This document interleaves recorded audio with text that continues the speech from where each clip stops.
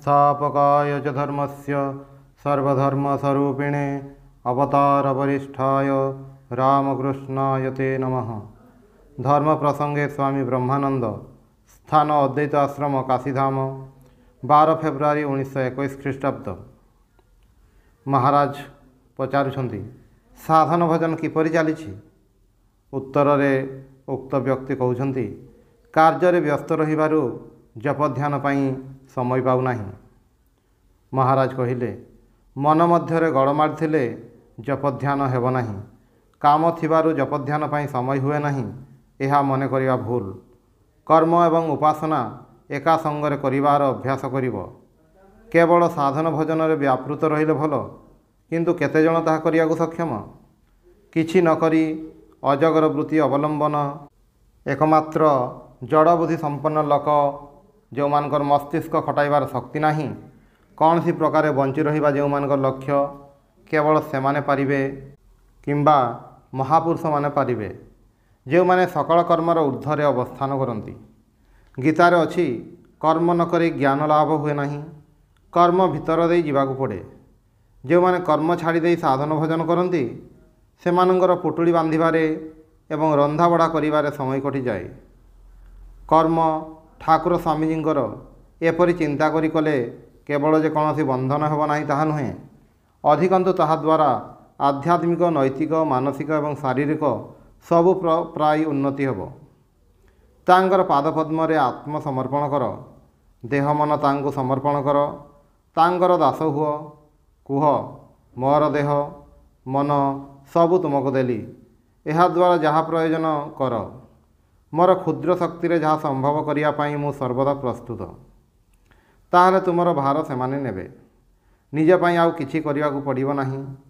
आंतरिक भाव रे एपरि करियाकू पड़िबो, नचेत राम कहिबू पुणी लुगा उठाइबू, एपरि कले चलिबो नाही। आमे माने 5-6 वर्ष एणे तेणे बुलाबुली करी कामरे लागिलु। स्वामीजी मते डाकी कहिले, अरे सेथिरे किछि नाही, काम कर। आमे माने एकथा शुणी सब प्रकार कर्म करिछु, सेथिरे आमर कौन क्षति होइछि बोली तो मोर मने हुए नाही।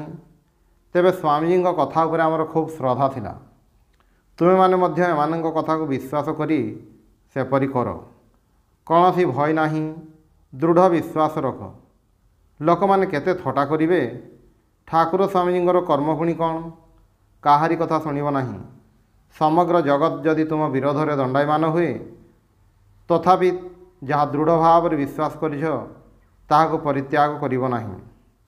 प्रश्न, केवल जप ध्यान करी जीवन कटाइबा खूब कठिन, मु ताहा बेसी दिन करि पारिली नाही। महाराज कहउछंती, कर्म और उपासना एका संगरे करिबा उचित। 2-4 थर चेष्टा करी हेला नाही बोली भविष्यत मध्य हेब नाही, एपरि चिंता करुछ काहीकि? बारंबार चेष्टा करी जाओ। ठाकुरे कहउथिले, बाछुरी प्रथमे प्रथमे छिड़ा हेबाकू चेष्टा करी बारंबार पड़ी जाए, तथापि से छाड़े नाही। शेषरे चेष्टा करी दौड़िबा शिखे। प्रथमतः कर्म रे व्यापृत रहिले गोटे प्रस्तुति हुए, परे चेष्टा कले मन को साधन भजन रे नियोग करी हुए। नचेत उपरे उपरे भासिले साधन भजन मध्य सेहि भଳି हेब। एपरि समय आसिब सबु छाड़ी दे केवल जप ध्यान रे बुड़ी रहिबाकू इच्छा हेब, सेतेबेले कर्म आपे आपे त्याग हो जाए। मन जेतेबेले जाग्रत हुए सेतेबेले एपरि हुए, नचेत जोर करी किछि करिबाकू चेष्टा कले 2-4 दिन भल लागिबो, तापर किंतु अवसाद आसे। केही केही हुए तो पागल हो जाती, केही केही उपरे उपरे भासंती एवं मन बार आड़े रही थाए। ब्रह्मचर्य पालन कले खूब शक्ति हुए। गोटे लोक 25 लोकंकर काम करि पारे। पूर्वे ब्रह्मचर्यर नियम भितर थिला जप ध्यान, स्वाध्याय, तीर्थ भ्रमण, सत्संग इत्यादि। निजर केउथिरे मंगल हेब समस्ते कौन ताहा जानती, सेथिपाई गुरु और महात्मा मानकर संग प्रयोजन। तुमको संपूर्ण स्वाधीनता देउछि, कर देखी केते दिन करि पारिबो। 2-4 दिन। मन वर्तमान प्रस्तुत नुहे बोली एते गलमाड़ होछि। बाजे गपठारु बड़ी शत्रु कही नाही, ताहा मनीष को अधपतन आनी दिए। निर्जन बास न कले मनर क्रिया बुझी हुए नाही, तत्व कथा धारणा हुए नाही। नाना प्रकार जंजाल मध्य रहिले भावर विकास हेबा अति कठिन। ହିମାଳୟ ଭଳି ସ୍ଥାନ କେଉଁଠି ଅଛି? କିପରି ନିର୍ଜନ ପବିତ୍ର ଶିବଙ୍କର ସ୍ଥାନ ମସ୍ତିଷ୍କ ଥଣ୍ଡା ରହେ। 4 ଘଣ୍ଟାର କାମ ଘଣ୍ଟାକରେ ହୁଏ। ମୁଁ ସମସ୍ତଙ୍କୁ ସ୍ୱାଧୀନତା ଦେଇଥାଏ। ନିଜ ନିଜ ଭାବ ଅନୁଯାୟୀ ସମସ୍ତେ ଆଗେଇ ଯାଆନ୍ତୁ। ଯେତେବେଳେ ଦେଖେ ପାରୁନାହିଁ ସେତେବେଳେ ସାହାଯ୍ୟ କରେ। ଗୋଟିଏ ସ୍ଥାନରେ ଠାକୁର ସ୍ୱାମୀଜୀଙ୍କର କାମରେ ବ୍ୟସ୍ତ ରହିବା ସବୁ ଦିଗରୁ ଉତ୍ତମ। ନଚେତ୍ ବିନା କାମରେ ଦୀର୍ଘକାଳ ରହିଲେ ହୁଏତ ତୁମେ ଭାବିପାର ଯେ ମୁଁ କିଛି କରେ ନାହିଁ, ବସି ବସି ଖାଏ। ଅନ୍ୟ ଲୋକମାନେ ମଧ୍ୟ ସେହିପରି ମନ୍ତବ୍ୟ କରିପାରନ୍ତି। ଗୋଟିଏ କାମରେ ନିଯୁକ୍ତ ରହିଲେ ମନ ଭଲ ରହେ, ଦେହ ମଧ୍ୟ। ଆମେ ଯେତେବେଳେ କାମଦାମ କରୁଥିଲୁ ସେତେବେଳେ ଦେହ ମନ କିପରି ଥିଲା? ଲୋକମାନେ ଭାବନ୍ତି ଏମାନେ କୌଣସି କାମ କରନ୍ତି ନାହିଁ। ଯେପରି ମୁଁ ଗୋଟିଏ ସ୍ଥୂଳ ଉଦାହରଣ ଦେଇ କହୁଛି। ତେବେ ଆମେ ମଧ୍ୟ କାମ ନ କରି ରହିବୁ ନାହିଁ କାହିଁକି? ସେପରି ବୁଦ୍ଧି କେବେ କରିବ ନାହିଁ। ଅନନ୍ତ ଜୀବନ ପଡ଼ି ରହିଛି। 2-4ଟା ଜନ୍ମ ତାଙ୍କ କର୍ମରେ ନିୟୋଗ କଲେ କ୍ଷତି କ'ଣ? ମନେକର ଯଦି ଏପରି କରିବା ଭୁଲ ହୋଇଥାଏ, ତେବେ ଖୁବ୍ ହେଲେ 2-4ଟା ଜନ୍ମ ବୃଥା ଯିବ। କିନ୍ତୁ ତାହା ହେବ ନାହିଁ। ତାଙ୍କ କୃପାରେ ଦେଖିବ ହାବେଣୀ ବାଣ ଭଳି କିପରି ଉଠିଯିବ। ଅତଏବ କାମ ନ କରି ସମୟ କଟାଉ ନାହିଁ। ଅଳସୁଆ ହେଲେ ସାଧନ ଭଜନ ବି କରିପାରିବ ନାହିଁ। ଯେତିକି କରିବ ସରଳା ମନ ଦେଇ କରିବ। ଏହା ହିଁ ହେଲା କର୍ମର କୌଶଳ। ସ୍ୱାମୀଜୀ ଆମକୁ ଏହି କଥା କହୁଥିଲେ। ଲାଗିପଡ଼। ଗୋଟିଏ ସମ୍ବାଦପତ୍ର ପ୍ରକାଶିତ କରିବା ତୁମ ପକ୍ଷରେ ବଡ଼ କଥା ନୁହେଁ। କାମ କରିବା ସମୟରେ ତାଙ୍କୁ ପ୍ରଥମେ ପ୍ରଣାମ କରିବ। କାମ କରୁ କରୁ ମଝିରେ ମଝିରେ ଅବସର ପାଇଲେ ତାଙ୍କୁ ସ୍ମରଣ ମନନ କରିବ। କାମ ଶେଷ କରି ତାଙ୍କୁ ପୁଣି ଥରେ ପ୍ରଣାମ କରିବ। ସେମାନଙ୍କର କଥା, ଚିନ୍ତା, ଉପଦେଶ ଏସବୁ କଥା ଚିନ୍ତା କରି ସମୟ ଅତିବାହିତ କରିବ ନା। ମନେକର ନାହିଁ ସେ ଏସବୁ ଅମୁକର କାମ, ଆମର ନୁହେଁ। ଚିନ୍ତା କରିବ ଏହା ଠାକୁର ସ୍ୱାମୀଜୀଙ୍କର କାମ। ସେ କିଛି କହିଲେ ଭାବିବ ଯେ ବଡ଼ ଭାଇ 2 ପଦ କଥା କହିଲା। ସମସ୍ତେ ଗୋଟିଏ ପରିବାରର ଲୋକ। ଭାଇ ଭାଇ ପରି ରହିବ। ସେ ଯେପରି ମୋର, ତୁମେମାନେ ମଧ୍ୟ ସେହିପରି। ସମସ୍ତେ ସମାନ। ମନକୁ ଶାନ୍ତ କରିବାକୁ ହେବ। ଇନାର୍ସିଆକୁ ଅର୍ଥାତ୍ ଜଡ଼ତ୍ୱକୁ ପ୍ରଶ୍ରୟ ନ ଦେଇ ଧୀର ସ୍ଥିର ରହି ମନକୁ ପ୍ରଶାନ୍ତ କରିବାକୁ ହେବ। ନଚେତ୍ ପ୍ରତିକ୍ରିୟାକୁ ପ୍ରତିରୋଧ କରିହେବ ନାହିଁ। ଫଳ ବିପରୀତ ହେବ। ଜପଧ୍ୟାନ ଦ୍ୱାରା ଇନ୍ଦ୍ରିୟ ସମୂହ ଆପେ ଆପେ ସଂଯତ ହୁଅନ୍ତି। କିନ୍ତୁ ପ୍ରଥମ ଅବସ୍ଥାରେ ସେମାନଙ୍କୁ ବଶରେ ରଖିବାକୁ ଚେଷ୍ଟା କରିବ।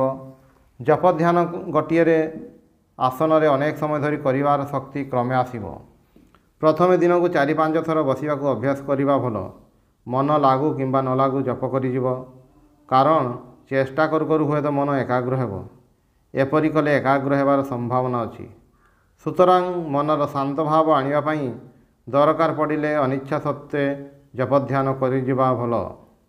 କୁଣ୍ଡଳିନୀ ଜାଗ୍ରତ ହେଲେ ରିପୁ ମୁଣ୍ଡ ଟେକି ପାରିବ ନାହିଁ। ସେହି ଅବସ୍ଥାରେ ସେମାନେ ଯେ ଅଛନ୍ତି ଏପରି ମନେ ହୁଏ ନାହିଁ।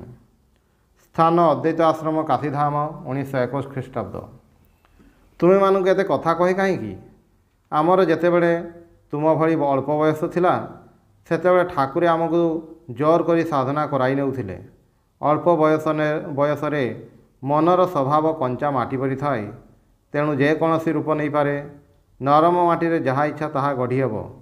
ଗୋଟିଏ ଜିନିଷ ତିଆରି କର, ତାକୁ ଭାଙ୍ଗି ଦେଇ ପୁଣି ଅନ୍ୟ ଜିନିଷ ମଧ୍ୟ ତିଆରି କରିପାରିବ। ମାଟି କଞ୍ଚା ଥାଉ ଥାଉ ତୁମ ଖୁସି ଅନୁଯାୟୀ ସବୁ ଗଢ଼ିପାରିବ। କିନ୍ତୁ କଞ୍ଚା ମାଟିକୁ ନିଆଁରେ ଥରେ ପୋଡ଼ିଦେଲେ ଆଉ କିଛି ଗଢ଼ି ହେବ ନାହିଁ। ତୁମମାନଙ୍କର ମନ ଏବେ କଞ୍ଚା ମାଟି ପରି। ଏବେ ଯେଉଁ ଭାବରେ ଗଢ଼ି ହେବ ତାହା ସେପରି ରୂପ ନେବ। ବର୍ତ୍ତମାନ ମନ ଶୁଦ୍ଧ ପବିତ୍ର ଅଛି। ସାମାନ୍ୟ ଚେଷ୍ଟା କଲେ ଭଗବତ ଅଭିମୁଖୀ ହେବ। ମନକୁ ବର୍ତ୍ତମାନ ଠାରୁ ଉତ୍ତମ ରୂପେ ଭଗବାନଙ୍କ ଉପରେ ନିବଦ୍ଧ କଲେ ଅନ୍ୟ କୌଣସି ଭାବ ପ୍ରବେଶ କରିପାରିବ ନାହିଁ। ଭଗବାନଙ୍କ ଚିନ୍ତାରେ ମନ ଯଦି ଥରେ ଦୃଢ଼ ହୁଏ ତେବେ ଆଉ କୌଣସି ଚିନ୍ତା ନାହିଁ। ମନ ସୋରିଷ ପୁଡ଼ିଆ ଭଳି। ସୋରିଷ ପୁଡ଼ିଆ ଖୋଲିଯାଇ ଚାରିଆଡ଼େ ବୁଣି ହୋଇଗଲେ ତାକୁ ଗୋଟାଇ ଏକାଠି କରିବା ଯେପରି କଷ୍ଟସାଧ୍ୟ ହୁଏ, ସେହିପରି ଅଧିକ ବୟସ ହେଲେ ମନ ଯେତେବେଳେ ସଂସାରରେ ବିଛୁଡ଼ି ହୋଇ ପଡ଼ିବ ସେତେବେଳେ ସେହି ମନକୁ ପ୍ରତ୍ୟାହାର କରି ଆଣି ଈଶ୍ୱରୀୟ ଚିନ୍ତାରେ ନିଯୁକ୍ତ କରିବା କଷ୍ଟସାଧ୍ୟ ହେବ। ତେଣୁ ତୁମମାନଙ୍କୁ କହି ରଖୁଛି, ବିଛୁଡ଼ି ପଡ଼ିବା ପୂର୍ବରୁ ମନକୁ ଗଢ଼ି ନିଅ। ଖେଳର ଗୋଟିକୁ ପଚେଇ ଦେ। ନଚେତ୍ ବୟସ ବଢ଼ିଲେ ମନ ଯେତେବେଳେ ସଂସାର ପ୍ରତି ଆକୃଷ୍ଟ ହେବ ସେତେବେଳେ ସଦ୍ଭାବନାରେ ମନକୁ ଲଗାଇବା ଅତ୍ୟନ୍ତ କଷ୍ଟକର ହେବ। 16ରୁ 30 ବର୍ଷ ମଧ୍ୟରେ ଯାହା କରିବାର କଥା କରିନିଅ, ତାପରେ ହେବାର ଆଶା କମ୍। एबे देह मन खूब सतेज अच्छी एबेठारु गोटे उद्देश्य ठीक करि नेई चेष्टा करि जाऊ। एही बयस रे मन उपर जो भाव बद्धमूल हेब ताहा सारा जीवनर संबल होई रहिबो। आजि ठारु लागि जाओ। एही बयसरु खटी खटी जदि मन को गढ़ी नहीं पार भगवान को दर्शन करने जीवनर एकमात्र उद्देश्य बोली निर्धारित करिपार तांको चिंतारे मन को ठीक ठीक लगाई पार ताहले तुमर जीवन एपरी सुंदर भाव में गढ़ी हो जे कौनसी अवस्था संसार दुख सुख निरानंद तुमको स्पर्श करिपारिबो नाही।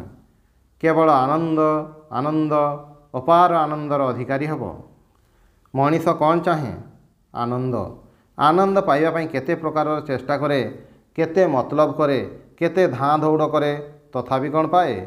आनंद पाइबा पई नाना प्रकार चेष्टा करी हुए तो किछि कला सेथिरे आघात पाई अन्य किछि करिया चेष्टा करे एही भावरे सारा जीवन कटि जाए। आनंदर अधिकारी हेबा ता भाग्य आउ जुटे नाही। सारा जीवन कुली मजुरियांग परी खटी खटी नाना दुख कष्ट पाई ए संसार विदाय निए। केवल आसीबा जीवा ही सार हुए। उद्देश्य हराई मिथ्या सुखर अन्वेषण कले अन्य किछि आशा करिबा वृथा। प्रकृत आनंद पाई संसार सुख को जलांजलि देई क्षणिक आनंदर माया त्याग करी सहल मन तांकु देवाकु हेब। तांक प्रति मन जेते आकृष्ट हेब सेते बेसी आनंद पाइब। आउ संसार प्रति भोग प्रति मन जेते अधिक जीव सेते बेसी दुख कष्ट पाइब। मनुष्यर स्वभाव किपरि जानिछ? केवल सुख खोजे मजा चाहे। छोट बड़ धनी निर्धन समस्ते सुख पाई धाउछंती किंतु मूलरे त्रुटि रही जाइछि। मोर विश्वास सेमानंक भितरु शतकड़ा 99 जन जानती नहीं प्रकृत सुख केउठारे। तेणु सम्मुखरे जहाँ पाआंती ताहा ग्रहण करती एवं मने करती एहा द्वारा सेमाने सुख पाइबे। किंतु जेतेबेले सेथिरु आघात पाआंती सेतेबेले आउ गोटी को आश्रय करती किंतु पुनर्बार आघात पाआंती। किंतु देख मजा एइठी बारंबार आघात पाइबा सत्त्वे से तार पथ परिवर्तन करे नहीं ठीक रास्ता धरे नहीं। ठाकुरे कहूथिले अट कंटा घास छाड़ी भल घास पाइले मध्य खाई नहीं। से जानिछि कंटा घास खाइले मुहरु रक्त बाहरिब तथापि ताहाकु ही खाइब। सत् संस्कार सत् स्वभाव सद इच्छार अनुशीलन अभाव मनुष्यर यही अवस्था। तुम मानकर बयस कम संसार दाग मनरे पड़ी नाही। अतएव एबेठारु जदि पड़ी उठी लागिब तेबे दुख कष्टरु निष्कृति पाई पारिब। ऐश्वर्य जेते अधिक हेउना काहींकी आत्मीय स्वजन बंधु बांधव जेते थांतु ना काहींकी कौनसिथिरु स्थायी आनंद पाई पारिब नाही। खूब हेले 5-10 मिनिट किंबा अधिक हेले अध घंटा। जागतिक जेकोसी आनंद याठारु अधिक स्थायी हेब नाही। एही आनंद पर पुनर्बार निरानंद आसे। इंग्राजी रे जहाको क्रिया एवं प्रतिक्रिया कहती। एपरी आनंद दरकार जार कौनसी रिएक्शन नहीं। एकमात्र भगवत आनंदर रिएक्शन नहीं। यह छड़ा अन्य जेते प्रकार आनंद अच्छी सबुथिरे रिएक्शन अच्छी। रिएक्शन थिले दुख कष्ट मध्य रहिबो। मनुष्य जीवनर उद्देश्य भूल नहीं। पशुपरी खाई शई एवं आड्डा दे कौनसी प्रकार जीवन कटाई देवा आमर उद्देश्य नुहे। यही जीवनर उद्देश्य भगवत उपलब्धि। मनुष्य जीवन जेतेबेले पाइछ पृथ्वीर सबु भोग सुख को तुच्छ करी तांको पाइबा पई सत्य उपलब्धि करिया पई संकल्पबद्ध हुआ। प्राण जाऊ अबा रहू। ताहा जदि न करिब तेबे ठाकुरंक दुआही देई बापा माँ को फांकी देई घरु बाहरी आसछ काहींकी? दुख कष्ट हाथर जदि निष्कृति चाह तेबे देह मन सतेज थाउ थाउ लक्ष्य पथरे आगेई जाओ। समय हेले हेब तांको कृपा हेले हेब एपरी चिंता करिब नाही। ए सबु तो आलस्यर लक्षण। मु आलस्य को प्रश्रय दिए नाही बरं स्पष्ट कुह जे मु भोग करिया को चाहे। मन मुख एक कर। केबे आउ समय हेब? जीवनर सबुठारु उत्तम समय चली जाउछि 16 ठारु 30 वर्ष। एही समय अजथारे कटाई देई बुढ़ा बयसरे धर्म करियो बोली मन करुछ? निजको फांकी देवा निजको ठकिबा एहा को ही कहा जाए। ओम शांति शांति शांति हरि ओम तत्सत्।